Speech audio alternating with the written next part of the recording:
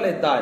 میں یہاں ایک ضمناً بات بھی کرنا چاہتا ہوں، معاشرے کے اندر وہ لوگ جو لوگوں کی داڑھیوں کو کاٹتے ہیں، اور یہ بات بھی اچھی طرح سمجھ لیں، داڑھی کو کاٹنے کی جو اجرت ہے وہ حرام ہے، اور قانون اور اصول شریعت کا یہ ہے جو کام حرام ہو اس کی اجرت بھی حرام ہوتی ہے۔ یہ اصول اور قانون کہاں سے ہم نے بنایا؟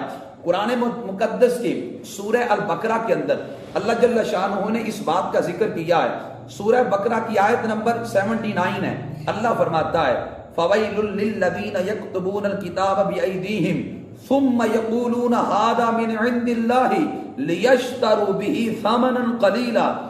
اللہ کہتا ہے ہلاکت ہے ان لوگوں کے لیے جو کتاب کو اپنے ہاتھوں سے لکھتے ہیں، کس لیے؟ دنیا کے چنٹکوں کی خاطر کتاب کو اپنے ہاتھ سے لکھ کر کہہ دیتے ہیں یہ رب کی طرف سے ہے۔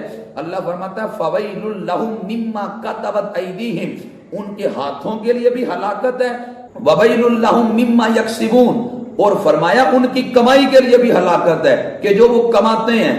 پتا چلا وہ کام حرام کرتے تھے تو ان کی اجرت بھی حرام قرار دی گئی۔ یہاں سے یہ اصول مستنبط ہے کہ جو کام حرام ہوتا ہے اس کی اجرت بھی حرام ہوتی ہے۔ لہذا جو لوگ لوگوں کی داڑھیوں کو مونڈتے ہیں یا ناجائز خط بناتے ہیں یا داڑھیوں کے ڈیزائن بنا کر ان کی اجرت لیتے ہیں، ان کے لیے اس اجرت کو لینا حرام ہے۔